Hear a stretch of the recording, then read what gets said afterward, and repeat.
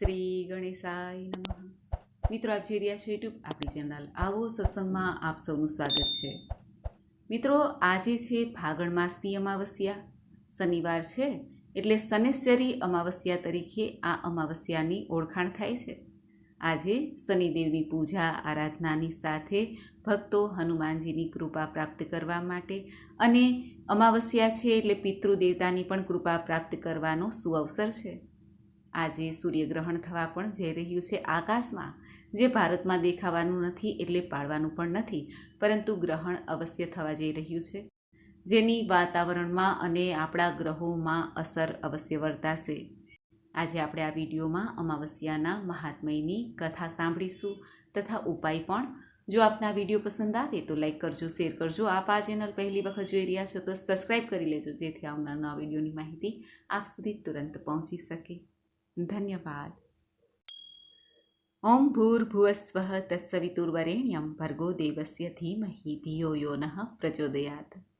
અર્થાત એ પ્રાણ સ્વરૂપ, દુઃખનાશક, સુખ સ્વરૂપ, શ્રેષ્ઠ, તેજસ્વી, પાપનાશક દેવ સ્વરૂપ પરમાત્માને હું અંતઃકરણમાં ધારણ કરું છું. એ પરમાત્મા અમારી બુદ્ધિને સન્માર્ગે પ્રેરિત કરે. બોલો સૂર્યનારાયણ દેવની છે.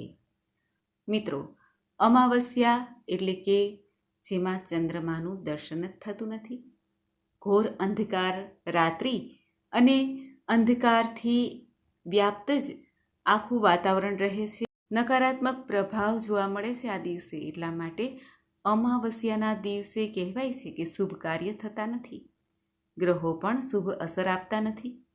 આ અમાવસ્યાની તિથિ પિતૃદેવતાને સમર્પિત છે. આખા માસમાં આપણે કોઈને કોઈ દેવતાની પૂજા અર્ચના કરીએ છીએ, કોઈને કોઈ તિથિ વાર નિર્મિત હોય છે. એ જ રીતે આપણા જે દેવંગત સ્વજનો છે, જેને આપણે પિતૃ કહીએ છીએ, તેના માટેની ખાસ તિથિ એટલે આ અમાવસ્યાની તિથિ. આજે સૂર્ય ઉપાસના કરવાથી ભગવાન સૂર્યનારાયણ દેવની કૃપાની સાથે આપણા પિતૃદેવતાની પણ કૃપા પ્રાપ્ત થાય છે. ધાર્મિક ગ્રંથ અનુસાર સૂર્યદેવના પિતાનું નામ મહર્ષિ કશ્યપ, તેમની માતાનું નામ અદિતિ છે. માતા અદિતિના કોખથી જ જન્મેલા હોવાથી સૂર્યનારાયણ દેવને આદિત્ય કહેવાય છે. સૂર્યદેવને બે પત્ની, જે છાયા અને સંધ્યાના નામે પ્રખ્યાત છે, અને સૂર્યદેવના પુત્ર મૃત્યુના દેવતા યમરાજ છે. શનિદેવ છે, જે ન્યાય અને દંડના દેવતા છે, કર્મ અનુસાર ફળ આપનાર દેવતા છે, જેમને પ્રિય એવી આ અમાવસ્યા છે. અને આ ઉપરાંત શ્રી યમુનાજી, તપ્તી, અશ્વિની કુમાર, વૈવસ્વત મનુ, જે સૂર્યનારાયણ દેવના સંતાન મનાય છે. તે વૈવસ્વત મનુ જે છે તે પહેલા મનુષ્ય હતા અને તેમના આપણે સૌ સંતાન એટલે મનુષ્ય કહેવાના.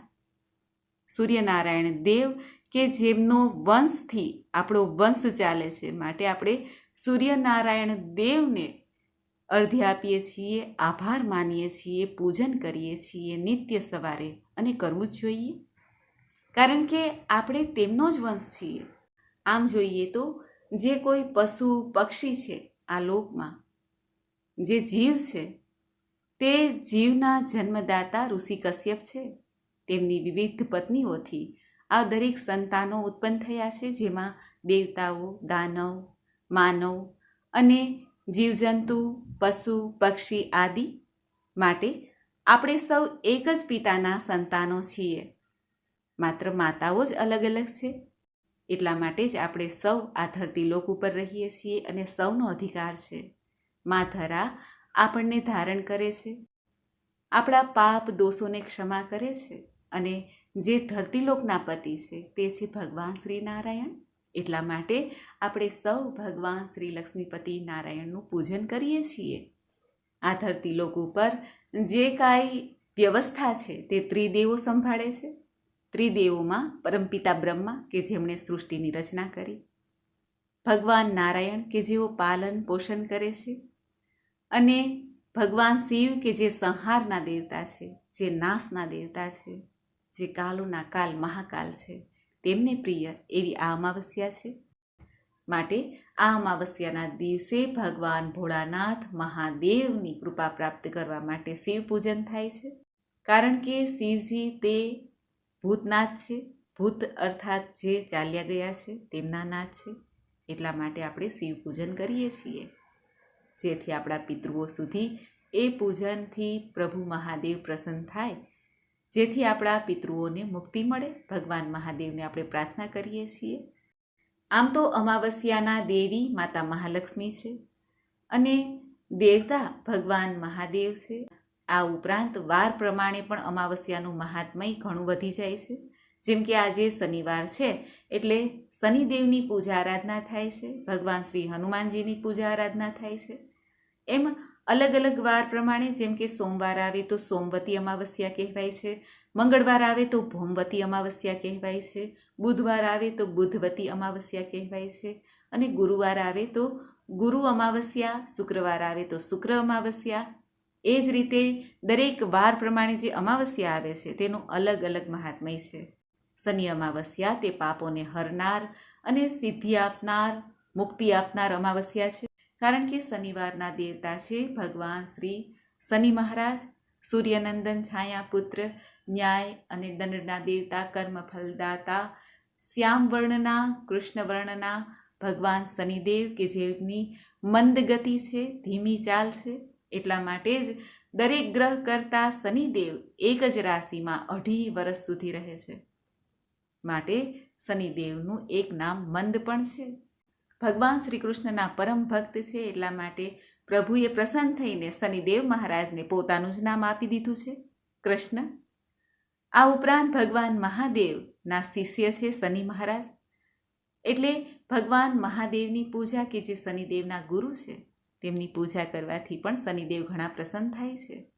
ગરીબ જરૂરિયાતમંદની સેવા કરવાથી અને દાન પુણ્ય કરવાથી, યોગ્ય વ્યક્તિને યોગ્ય રીતે દાન આપવાથી, કોઈનું અહિત ન કરવાથી, ધર્મપરાયણ રહેવાથી અને શુભ વિચારથી જીવન પથ ઉપર જો આગળ વધવામાં આવે, ગમે એવી મુશ્કેલી આવે છતાં પણ પોતાના ધર્મમય માર્ગથી ડગે નહીં, તેની ઉપર શનિદેવ સદૈવ કૃપા દ્રષ્ટિ રાખે છે.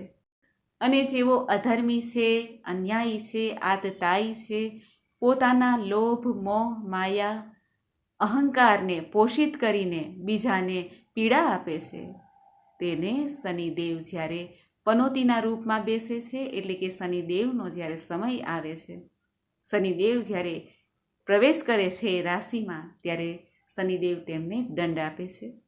જે રીતે આપણો જે ભાવ છે પ્રભુ પ્રત્યેનો, એ રીતે એ ભાવથી પ્રભુ આપણી સામે આવે છે.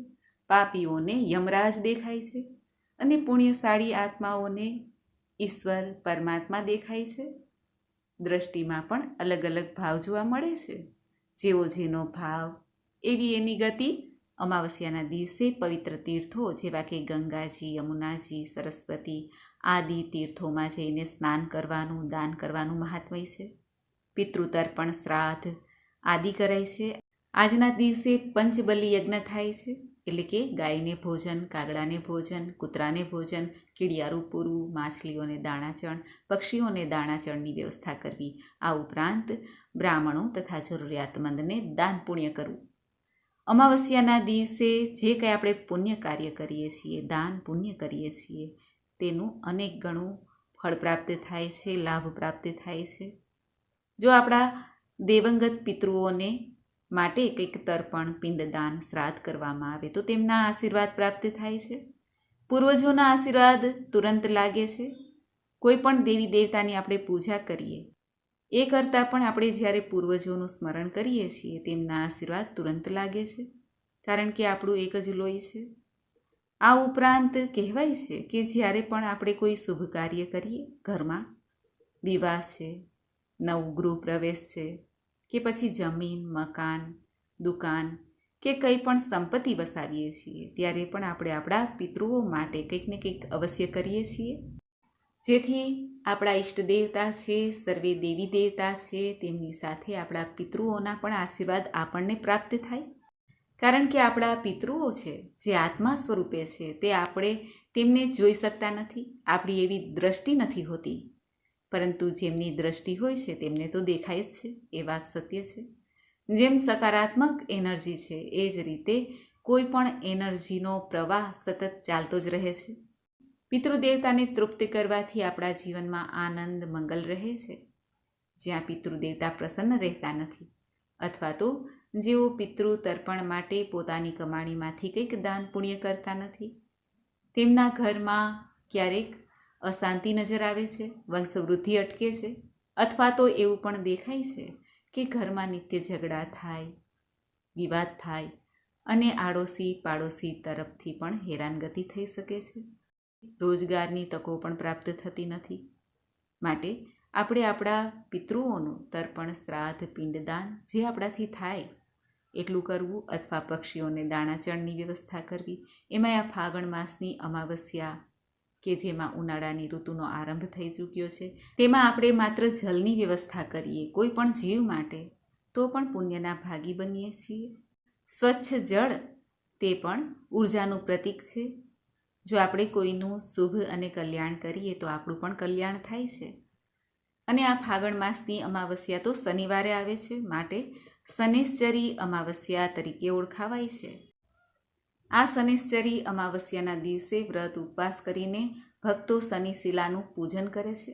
બહેનો પૂજા કરી શકતી નથી, દૂરથી શનિશિલાના દર્શન કરી શકે છે. બહેનો પંડિતો દ્વારા અથવા બ્રાહ્મણ દ્વારા શનિશિલાનું પૂજન કરી શકે છે.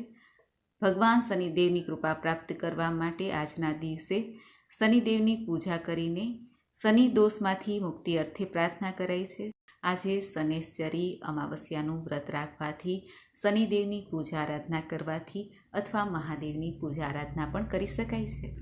આ ઉપરાંત શનિ મહારાજની કૃપા પ્રાપ્ત કરવા માટે આજે શનિદેવને કાળા અડદ છે, આંકડાના પુષ્પની માળા છે, આંકડાના પત્રની માળા છે, કાળા વસ્ત્ર છે, કાળા અડદ, કાળા તલ, લવિંગ, સરસવનું તેલ અર્પિત કરી શકાય છે. અને અપરાજિતાના જે પુષ્પ છે તે અર્પિત કરી શકાય છે. શનિદેવના મંત્ર જાપ કરાય છે. ઓમ નીલાંજન સમાભાસમ રવિપુત્રમ યમાગ્રજ છાયા માર્તંડ સંભૂતમ તમ નમામિ શનિશ્ચરમ. આ ઉપરાંત આ અમાવસ્યાના દિવસે જો કુંડળીમાં કાલસર્પ દોષ હોય, પિતૃદોષ હોય, રાહુ કેતુ સંબંધી અથવા શનિ સંબંધી દોષ પીડા હોય તો તેના માટે મહાદેવની પૂજા આરાધના કરી શકાય છે. ભગવાન મહાદેવના શિવાલયમાં જઈને શિવલિંગની પૂજા કરવી જોઈએ. ભગવાન મહાદેવને સાદું જળ છે અથવા ગંગાજળ, કાચું દૂધ, દહીં, મિશ્રી એટલે કે સાકર, મધ, આ ઉપરાંત કાળા તલ છે, સફેદ તલ છે, જવ છે તે અર્પિત કરાય છે. શેરડીનો રસ અને નારિયેળનું જળ જે છે તેનાથી પણ અભિષેક થાય છે. ભગવાન મહાદેવને પ્રિય એવું આજે બિલ્વપત્ર અર્પિત કરાય છે. મહાદેવના મંત્રનો જાપ કરી શકાય છે, મહામૃત્યુંજય મંત્ર. આ ઉપરાંત આજે ભગવાન મહાદેવના પંચાક્ષરી મંત્રનો પણ 108 વાર જપ કરી શકાય છે. આ અમાવસ્યાના દિવસે સૂર્યગ્રહણ થવા પણ જઈ રહ્યું છે. કારણ કે અમાવસ્યાના દિવસે સૂર્યગ્રહણ અને પૂર્ણિમાના દિવસે ચંદ્રગ્રહણ થાય છે. અમાવસ્યાના દિવસે પડતું આ સૂર્યગ્રહણ તારીખ 29 માર્ચ 2025 બપોરના લગભગ 2:20 શરૂ થાય છે. જે આ ગ્રહણ સાંજે 6:16 આસપાસ પૂર્ણ થશે. લગભગ 3 કલાક અને 56 મિનિટનું આ સૂર્યગ્રહણ રહેશે. આ સૂર્યગ્રહણ ખંડગ્રાસ સૂર્યગ્રહણ તરીકે ઓળખાશે. આ સૂર્યગ્રહણ મીન રાશિ અને ઉત્તર ભાદ્રપદ નક્ષત્રમાં થવા જઈ રહ્યું છે. આ સૂર્યગ્રહણ ભારતમાં દેખાશે નહીં એટલે પાડવાનું નથી, પરંતુ આકાશમાં અવશ્ય થાય છે. ગ્રહોમાં અસર અવશ્ય વર્તાશે. પશુ પક્ષી આદિ જીવોમાં પણ ગ્રહણની અસર વર્તાશે અને પ્રકૃતિમાં પણ જલ આદિ જે સમુદ્ર છે, નદી છે, તળાવ છે તેમાં પણ ગ્રહણની અસર તો દેખાય જ છે. કારણ કે આકાશમાં તો ગ્રહણ થવા જઈ જ રહ્યું છે. માત્ર જ્યાં દેખાય છે ત્યાં પાળે છે અને જ્યાં દેખાતું નથી ત્યાં પાડવામાં આવતું નથી. માટે આ ગ્રહણ આપણા ભારત દેશમાં દેખાવાનું નથી એટલે પાડવાનું પણ નથી. આજે પીપળાના વૃક્ષનું પૂજન કરવું જોઈએ. પીપળાના વૃક્ષના થડમાં ગળ્યું જળ અર્પણ કરીને, મીઠાઈ અર્પણ કરીને ત્યારબાદ સરસવના તેલનો દીપક પ્રગટાવાય છે. સૂતરના દોરાથી 7 પરિક્રમા કરાય છે. હનુમાન ચાલીસાનો પાઠ પણ કરી શકાય છે. આજે આપણે તુલસીજીની પણ પૂજા સેવા કરવી જોઈએ. તુલસી ક્યારે દીપદાન કરવું જોઈએ, કારણ કે નારાયણજીને પ્રિય એવા તુલસીજી છે. લક્ષ્મી પૂજન આજે કરવાથી જીવનમાં ધન ધાન્યની કમી રહેતી નથી, આરોગ્ય સૌભાગ્યની પ્રાપ્તિ થાય છે. ગાયને ચારો અથવા લીલું ઘાસ અર્પિત કરવાથી સદૈવ સંતુષ્ટ અને પ્રસન્ન રહીએ છીએ. જો પક્ષીઓને દાણાચણની વ્યવસ્થા કરવામાં આવે તો ગરીબીનું મુખ ક્યારેય જોવું પડતું નથી. માછલીઓને પણ જો દાણા ખવડાવવામાં આવે તો વિપત્તિમાંથી મુક્તિ મળે છે. કૂતરાને ભોજન કરાવવાથી દુર્ઘટનાથી બચી શકાય છે. ભક્તો શનિદેવની કૃપા પ્રાપ્ત કરવા માટે શનિદેવની શિલાની પૂજા કરે છે અને શનિવારનું વ્રત કરે છે અને શનિદેવની કથા પણ સાંભળે છે. આજે આપણે આ વિડીયોમાં સાંભળીશું શનિ ઉપાસના કરનાર ભક્તો માટે શ્રી શનિદેવના વ્રતની કથા, શનિ કથા. બોલો શનિદેવ મહારાજની જય. ઘણા પ્રાચીન કાળની આ વાત છે. સૂર્ય, ચંદ્ર, શનિ, મંગળ, બુધ, બૃહસ્પતિ, શુક્ર, શનિ, રાહુ અને કેતુ આ 9 ગ્રહ એકઠા થયા અને વાતોએ વળગ્યા. સૂર્યદેવ કહે, તમારા બધામાં હું સર્વશ્રેષ્ઠ છું. મારી કૃપા હોય તો વ્યક્તિ ધન, કીર્તિ, રાજ, સન્માન, કુટુંબ સુખ, સંતાન, બુદ્ધિ, લાભ અને સર્વ કાર્યમાં સિદ્ધિ પ્રાપ્ત કરી શકે છે. આ સાંભળીને ચંદ્રદેવ કહે છે, હું જળચળોનો સ્વામી, સર્પોનો સ્વામી અને ચાંદી રૂપાનો સ્વામી છું. હું સત્વગુણીને ચંચળ સ્વભાવનો છું. મારી કૃપાથી વ્યક્તિ દાની, તપસ્વી બને છે, દેવોની ભક્તિ કરે છે. આ સાંભળીને મંગળ કહે છે, હું પૃથ્વીનો પુત્ર છું. મારી કૃપાથી વ્યક્તિના શત્રુઓનો નાશ થાય છે. મુશ્કેલ કામ પણ સરળ બની જાય છે. હું વ્યક્તિને અનેક વૈભવો આપું છું. આ ત્રણેયની વાતો સાંભળીને બુદ્ધ કહે છે, તમે જાણો છો કે મને રાજકુમાર તરીકે પદ પ્રાપ્ત થયેલું છે? ત્યાં તો બૃહસ્પતિ પણ કહે છે, અરે હું તો બધા દેવતાઓનો ગુરુ છું. પછી તો બીજાની તો વિસાત શું? પછી તો શુક્ર, શનિ, રાહુ અને કેતુએ પણ પોતપોતાની વિશિષ્ટતાઓ બતાવવાનો પ્રયાસ કર્યો. આમ 9 ગ્રહોમાં કોણ મોટો તેની ચડસી થવા લાગી. અંદરો અંદર વાદ વિવાદ ઘણો ચાલ્યો. છેવટે સૂર્યએ બધાને શાંત પાડ્યા અને કહ્યું, આપણે અંદરો અંદર ઝઘડીએ અને વાદ વિવાદ કરીએ તેનો કોઈ અર્થ નથી. આપણે બધા ઇન્દ્ર રાજા પાસે જઈએ અને ન્યાય કરાવીએ. આપણા બધામાં શ્રેષ્ઠ કોણ છે? બધા ગ્રહો સૂર્યની આ વાત સાંભળીને સંમત થયા. પછી બધા ગ્રહો ઇન્દ્ર રાજાના દરબારમાં સ્વર્ગમાં ગયા. બધા ગ્રહોને એક સાથે આવેલા જોઈને રાજા ઇન્દ્રને આશ્ચર્ય થયું. તેમણે બધા ગ્રહોને આસન આપી અને બેસવા કહ્યું. અહીં આવવાનું પ્રયોજન શું છે તે પૂછ્યું. ત્યારે સૂર્યદેવ કહે છે કે હે રાજા ઇન્દ્ર, અમારા 9 ગ્રહોમાં કોણ મોટું તે બાબતમાં ઝઘડો પડ્યો છે. દરેક ગ્રહ પોતપોતાને બધાથી મોટો માને છે. અમે તમારી પાસે આ બાબતે ન્યાય માંગવા માટે આવ્યા છીએ. અમારામાંથી સૌથી મોટો કોણ એ તમે જણાવો. ઇન્દ્ર રાજા સૂર્યની વાત સાંભળીને વિચારમાં પડી ગયા. આમાં કોને મોટો કહેવો એ એક સમસ્યા હતી. તે જેને મોટો કહે એટલે બાકીના 8 ગ્રહો તેમના ઉપર નારાજ થાય. આમ વિચારીને ઇન્દ્રદેવ બોલ્યા, મારામાં એટલું સામર્થ્ય નથી કે હું નિર્ણય કરી શકું કે કોણ મોટો ગ્રહ છે, કોણ નાનો ગ્રહ છે. આનો ન્યાય મેળવવા તમે સર્વે ગ્રહો પૃથ્વીલોકમાં જાઓ. ત્યાં ઉજ્જૈની નગરીમાં વિક્રમ આદિત્ય નામે રાજા રાજ કરે છે. તે તમારો ન્યાય જરૂર કરશે. ઇન્દ્ર રાજાની વાત સાંભળીને 9 ગ્રહો સીધા વિમાનમાં બેસીને પૃથ્વીલોકમાં આવવા માટે નીકળી પડ્યા. તેઓ બધા વિમાનમાં બેસીને ઉજ્જૈની નગરીમાં વિક્રમ રાજાના સભાગૃહ સામે આવીને ઉતર્યા. તે સમયે રાજા વિક્રમ સભા ભરીને બેઠા હતા. તે સભામાં અનેક વિદ્વાનો, જ્ઞાની, મહાપુરુષો, મંત્રીઓ, વિપ્રવરો બેઠા હતા. ત્યાં એક અનુચરે આવીને ખબર આપ્યા કે મહારાજ, દેવલોકમાંથી વિમાનમાં બેસીને કોઈ દેવતાઓ આવ્યા છે. રાજા આ વાત સાંભળીને આશ્ચર્યમાં પડી ગયા. ત્યાં તો 9 ગ્રહો સભાગૃહમાં દાખલ થઈને વિક્રમ રાજા સમક્ષ ઉપસ્થિત થયા. વિક્રમ રાજા 9 ગ્રહોને ઓળખી ગયા અને ઊભા થઈને તેમને પ્રણામ કર્યા. આવકારતા બાજુમાં ખાલી પડેલ આસનોમાં બેસવા માટે વિનંતી કરી. 9 ગ્રહો આસનો પર બેઠા. પછી વિક્રમ રાજાએ તેઓને પૂછ્યું, હે નવગ્રહ દેવતાઓ, આજે મારા રાજ્યમાં પધરામણી કરી મને ઘણો આનંદ થયો. હવે આપ અહીં આવવાનું શું પ્રયોજન છે તે જણાવશો તો મારા ઉપર ઘણી કૃપા થશે. રાજાના વચન સાંભળીને ભગવાન સૂર્ય ઊભા થયા અને બોલ્યા, હે રાજન, અમારા 9 ગ્રહોમાં કોણ મોટું તે બાબતમાં વિવાદ થયો છે. તમે ન્યાય કરો. વિક્રમ રાજા ભગવાન સૂર્યની વાત સાંભળીને ચિંતામાં પડી ગયા. તેમને થયું કે આ 9માં કોને કહું કે તમે મોટા, કોને કહું કે તમે નાના. જેને હું નાનો કહીશ તે મારા ઉપર કોપાયમાન અને નારાજ થશે. આમ વિચારીને રાજાએ કહ્યું, હે નવગ્રહ દેવતાઓ, તમે તો દેવો છો અને હું તો પૃથ્વીલોકનો સામાન્ય મનુષ્ય છું. હું તમારો ન્યાય કેવી રીતે કરી શકું? આથી ભગવાન સૂર્ય બોલ્યા, હે વિક્રમ રાજા, અમે અમારો ન્યાય કરાવવા રાજા ઇન્દ્ર પાસે ગયા હતા. તેઓએ અમને તમારી પાસે ન્યાય માંગવા માટે મોકલ્યા છે. આથી તમે જ અમારો ન્યાય કરો.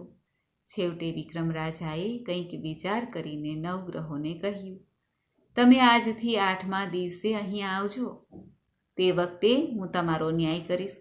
પછી 9 ગ્રહો અહીં 8મા દિવસે પાછા મળીશું એમ નક્કી કરીને વિમાનમાં બેસીને તેઓ પોતપોતાને સ્થાને ચાલ્યા ગયા.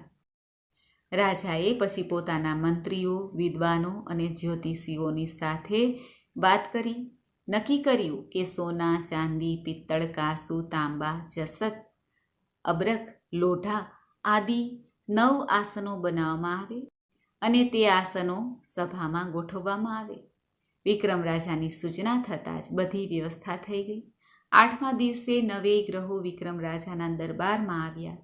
સૌથી પ્રથમ સૂર્યનારાયણ પધારે છે. તેમને ઉત્તમ એવા સોનાના આસન ઉપર બેસવા વિનંતી કરી. પછી ચાંદીના આસન ઉપર ચંદ્રદેવ અને એ રીતે 9 ગ્રહો આવતા ગયા અને અલગ અલગ ધાતુના આસન ઉપર બેસવા માંડ્યા. સૌથી છેલ્લે શનિદેવ આવ્યા. તેમને લોઢાના આસન ઉપર બેસાડવામાં આવ્યા. બધા ગ્રહો આવી ગયા જાણી શનિદેવ બોલ્યા, હે રાજા વિક્રમ, તમારા કહેવા મુજબ અમે બધા અહીં આવી ગયા છીએ. હવે તમે અમારો ન્યાય કરો. અમારામાં સૌથી મોટું કોણ છે? આથી વિક્રમ રાજા ઊભા થઈને કહેવા લાગ્યા, હે ગ્રહ દેવતાઓ, જેમ તમે આવ્યા ક્રમમાં તેમ પાછા જાઓ. તમે તમારો ન્યાય જાતે જ કર્યો છે. તમે સૌથી છેલ્લા આવ્યા, તેથી હે શનિદેવ, તમે છેલ્લા ગ્રહ કહેવાશો. આ માટે મને માફ કરશો. આથી શનિદેવ ગુસ્સે થઈ બોલ્યા, હે રાજા વિક્રમ, આ ન્યાય બરાબર થયો નથી. તમે ફરીથી ન્યાય કરો. ત્યારે રાજા વિક્રમ કહે છે, એકવાર જે ન્યાય થયો તેનો ફરીથી ન્યાય ન થાય. આથી આ ન્યાયને માન્ય રાખો. આ સાંભળીને શનિદેવ કોપાયમાન થયા, નારાજ થયા અને વિક્રમ રાજાને કહેવા લાગ્યા, હે રાજા વિક્રમ, તમે મારા બળ પરાક્રમને જાણતા નથી. સૂર્ય 1 રાશિ પર 1 મહિનો, ચંદ્ર 2.25 દિવસ, મંગળ 1.5 મહિનો, બૃહસ્પતિ 13 મહિના, બુધ અને શુક્ર 1 મહિનો, રાહુ અને કેતુ ઉલટા ચાલતા કેવળ 18 મહિના રાશિ પર અસર કરે છે. પરંતુ હું એટલે કે શનિદેવ 1 રાશિ પર 2.5 વર્ષ 30 મહિના સુધી મારી અવકૃપા થતાં મોટા મોટા દેવતાઓને પણ દુઃખ ભોગવવું પડે છે. જ્યારે રામચંદ્ર પર 7.5 આવી ત્યારે તેમના રાજપાટ છોડીને તેમણે વનવાસમાં જવું પડ્યું હતું. રાવણ પર જ્યારે 7.5 આવી ત્યારે તેની સોનાની લંકા બળી ગઈ હતી. તેના કુળનો નાશ થયો હતો. આથી હવે તમને કહું છું કે તમે સાવધાન થઈને રહેજો. રાજા વિક્રમે કંઈક ક્ષોભ સાથે કહ્યું, હે શનિદેવ, મેં તો આપની સાથે ન્યાય જ કર્યો છે, પરંતુ જો તમે તેને અપમાન સમજતા હો તો હું શું કરું? તમને જેમ ઠીક લાગે તેમ કરજો. મારા ભાગ્યમાં જે લખ્યું હશે તે મારે ભોગવવું જ પડશે. કેટલાક સમય પછી વિક્રમ રાજા પર 7.5 આવી. તે સમયે શનિદેવ ઘોડાના વેપારીનું રૂપ લઈને અનેક ઘોડાઓ સાથે ઉજ્જૈની નગરીમાં આવ્યા. વિક્રમ રાજાને જાણ થઈ કે કોઈ પરદેશી ઊંચી જાતના ઘોડા લઈને આવ્યો છે. આથી વિક્રમ રાજાએ તે વેપારીને બોલાવીને ઘોડા બતાવવા માટે કહ્યું. વેપારી ઘોડા લઈને આવ્યો. વિક્રમ રાજાએ એક પછી એક ઘોડા જોવા માંડ્યા. આમાંથી તેમને એક ઘોડો પસંદ આવી ગયો. તેમણે વેપારીને તે ઘોડાનું મૂલ્ય પૂછ્યું. ત્યારે વેપારીએ કહ્યું, પહેલાં તમે તે ઘોડા ઉપર બેસીને તેની પરીક્ષા કરી જુઓ, પછી તેનું મૂલ્ય આપણે નક્કી કરી લઈશું. વિક્રમ રાજા તો ઘોડાની પીઠ ઉપર બેસીને ઘોડાને દોડાવવા લાગ્યા.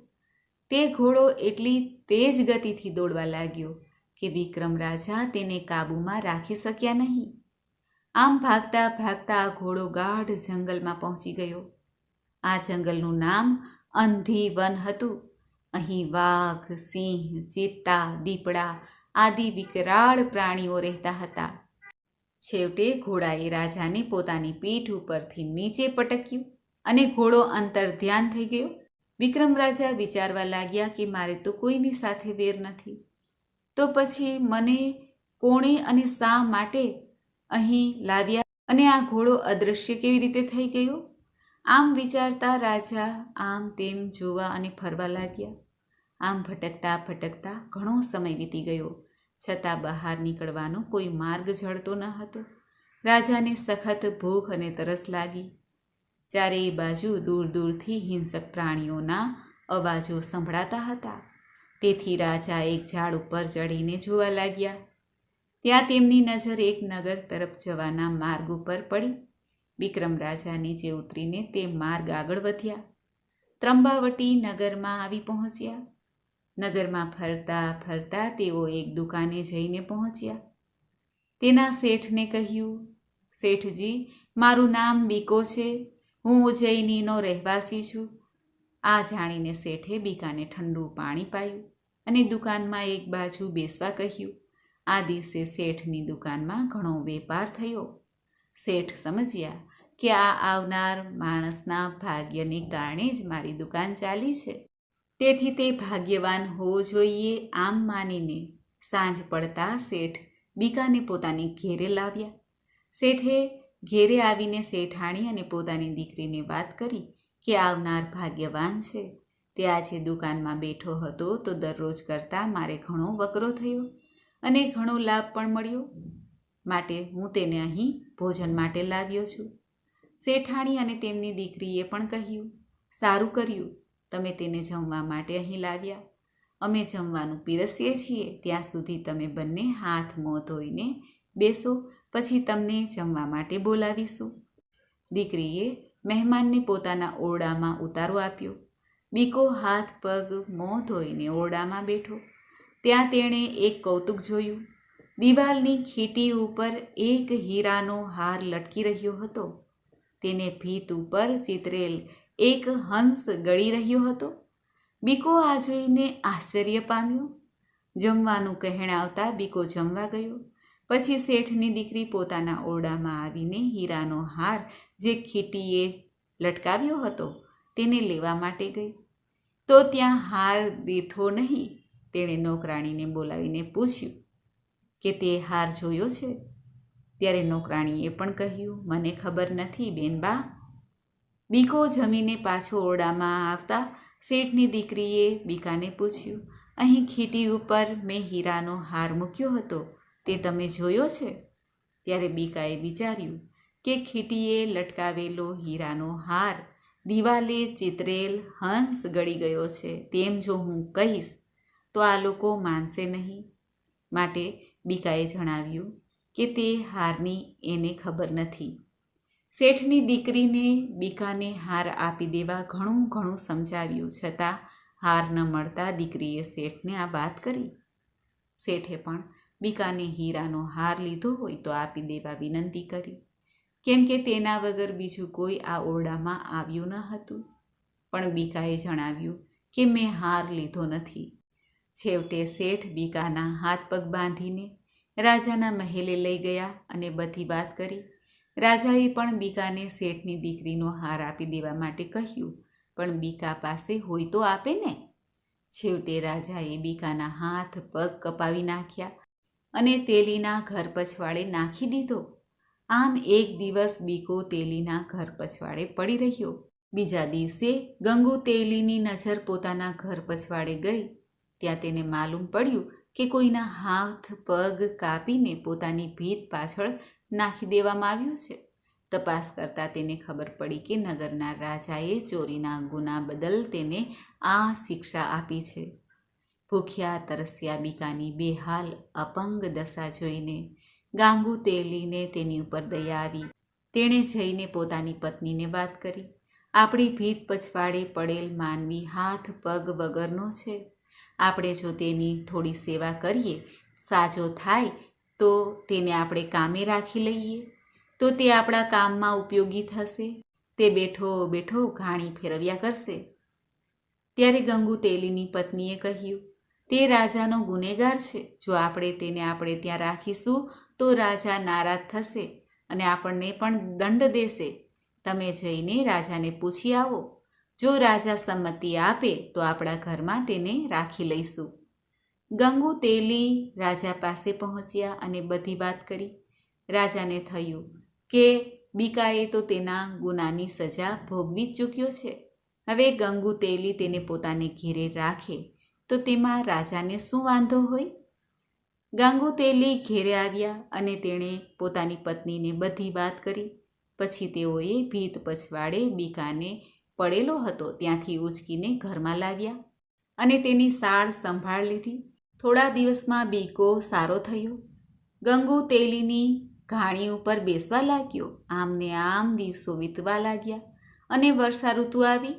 બીકો પોતાના કામકાજથી પરવાર્યા પછી ઉદાસીને હળવી કરવા માટે મલ્હાર રાગમાં પોતાનું ગાયન ગાતો. એક વખત બીકો જ્યારે મલ્હાર રાગ ગાઈ રહ્યો હતો ત્યાંથી રાજાની કુંવરી રાજકુમારી પસાર થયા. ત્યાં તેને મલ્હાર રાગ ગાતું કોઈ જણાયું. રાજકુમારી સંગીતના ઘણા શોખીન હતા. રાજાએ તેને માટે સારો સંગીતજ્ઞ રોકી સંગીતની સારી તાલીમ અપાવી હતી. આજે રાજકુમારી મલ્હાર રાગને મધુર તાલમય સાથે સાંભળીને મુગ્ધ બન્યા. ગાનાર પર મોહિત થયા. તેણે પોતાની દાસી મારફત મલ્હાર રાગમાં કોણ ગાઈ રહ્યું છે તેની તપાસ કરવા માટે કહ્યું. પછી દાસીએ તપાસ કરીને રાજકુમારીને જણાવ્યું કે કુંવરીબા જે મલ્હાર રાગ ગાતું હતું તેના બંને હાથ પગ કપાયેલા છે.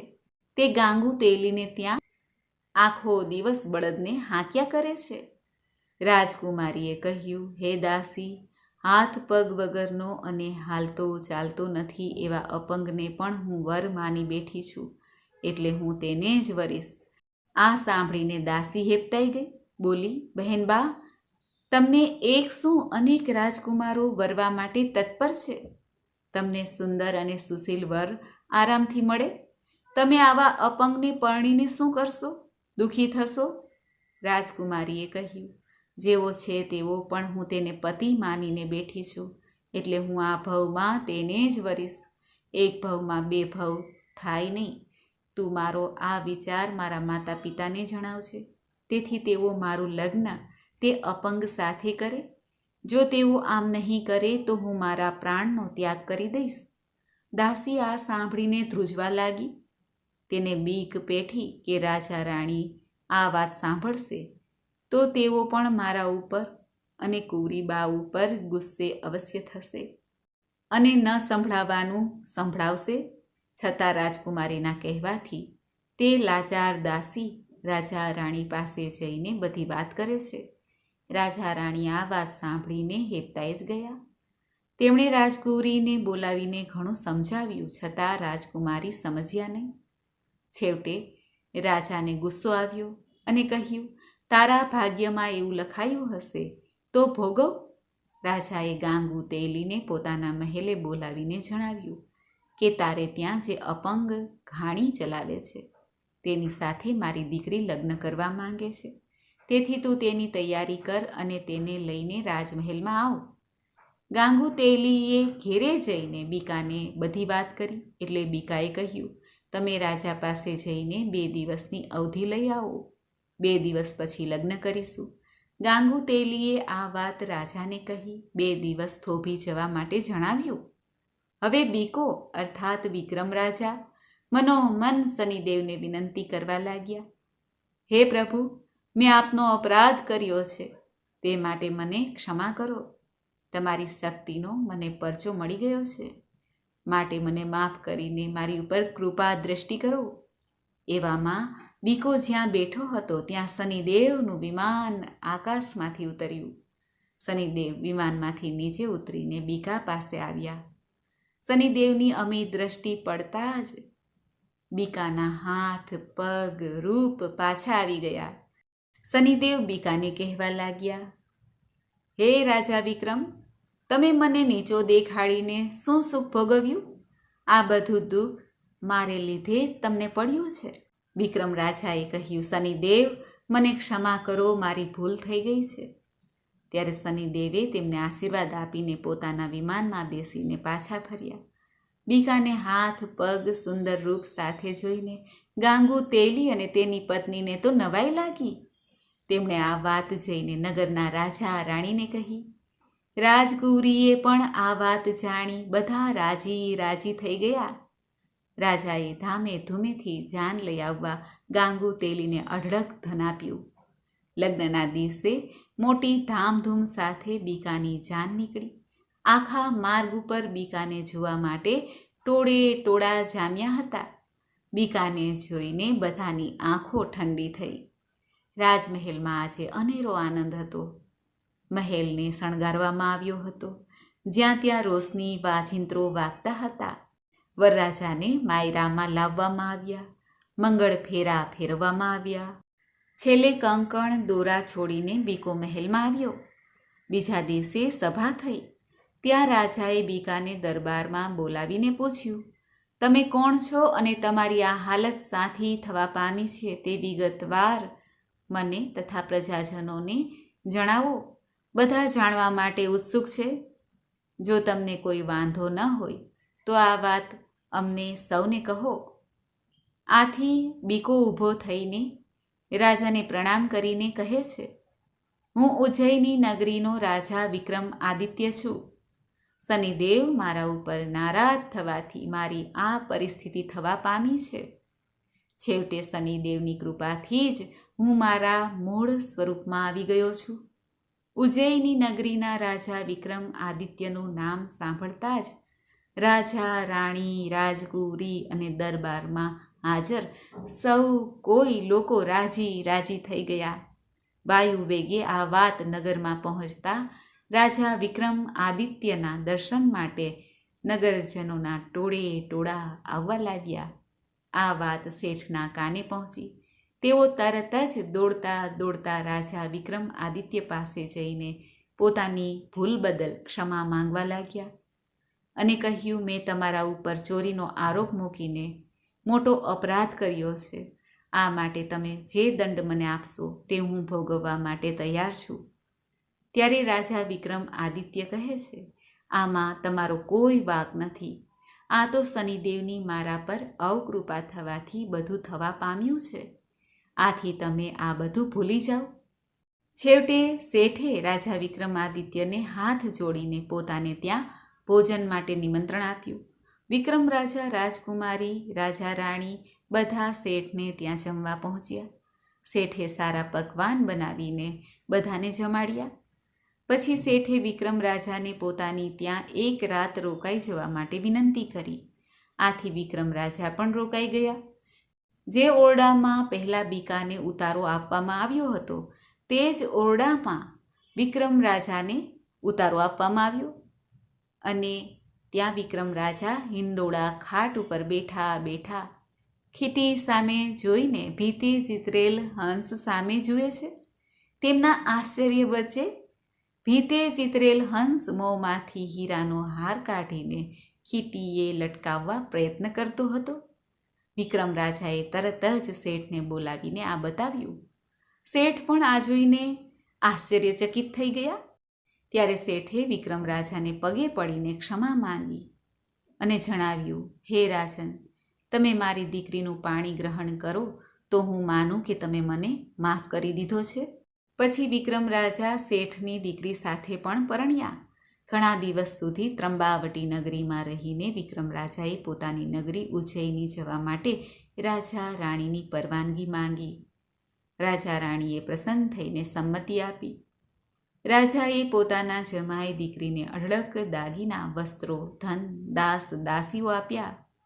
તે મુજબ શેઠે પણ પોતાની દીકરી જમાઈને ઘણું બધું આપ્યું. મોટા ધામધૂમ સાથે તેમને વિદાય આપવામાં આવી. થોડા સમય પછી બધો કાફલો ઉજ્જૈની નગરીમાં આવી પહોંચ્યો. ઘણા સમય પછી મહારાજા વિક્રમ આદિત્ય 2 રાણીઓ સાથે નગરમાં આવી રહ્યા છે.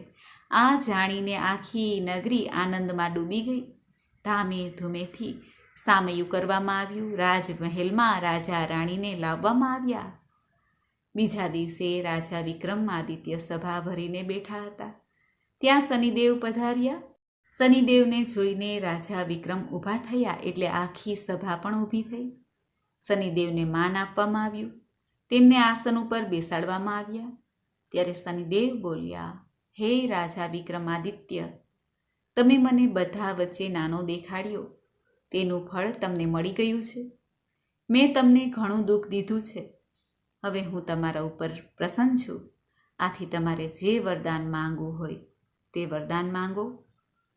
આ સાંભળીને રાજા વિક્રમ આદિત્ય કહે છે, હે શનિદેવ, તમે જે મને દુઃખ દીધું તેવું દુઃખ તમે હવે કોઈને દેશો નહીં. આથી શનિદેવ કહે છે, હે રાજા વિક્રમ, તમારી વાત મને સ્વીકાર્ય છે. શનિવારે જે નર નારી મારી આ કથા સાંભળશે, વાંચશે, તેમજ વ્રત કરશે, મારું ધ્યાન ધરશે, પૂજા પાઠ કરશે, તેને હું કદી પીડીશ નહીં. મારી નાની મોટી પનોતી તેમને નડશે નહીં. આટલું કહીને શનિ મહારાજ તો અંતર ધ્યાન થઈ ગયા. રાજા વિક્રમાદિત્યને પોતાનું રાજ્ય, વૈભવ, સુખ સંપત્તિ, રાણી, સંતાનો પાછા મળ્યા. આમ શનિવારનું આ વ્રત કરીને જે ભક્તો આ કથા સાંભળે છે તેની ઉપર શનિદેવની કૃપા દ્રષ્ટિ હંમેશા રહે છે. કષ્ટ પીડામાંથી મુક્તિ મળે છે. બોલો શનિદેવ મહારાજની જય. તો મિત્રો, આપણે સાંભળી શનિવારની કથા, શનિદેવની કથા. મને આશા છે કે આપને આ વિડીયો જરૂર પસંદ આવ્યો હશે. શનિદેવના 10 નામ: કોણસ્થ, પિંગલ, બભ્રુ, કૃષ્ણ, રૌદ્રાંતક, યમ, સૌરી, શનૈશ્ચર, મંદ અને પીપલાદ. શનિદેવના આ નામ જપવાથી જીવનમાં અશાંતિ, કષ્ટો સમાપ્ત થાય છે. શનિ પીડાથી રાહત પ્રાપ્ત થાય છે. મંગલ દેવતાની પણ કૃપા પ્રાપ્ત થાય છે. શનિદેવના 10 નામનું સ્મરણ કરવાથી જીવનમાં ખુશી અને આનંદ પ્રાપ્ત થાય છે. મિત્રો, મને સાંભળવા માટે ધન્યવાદ. આપ સૌને મારા જય શ્રી કૃષ્ણ.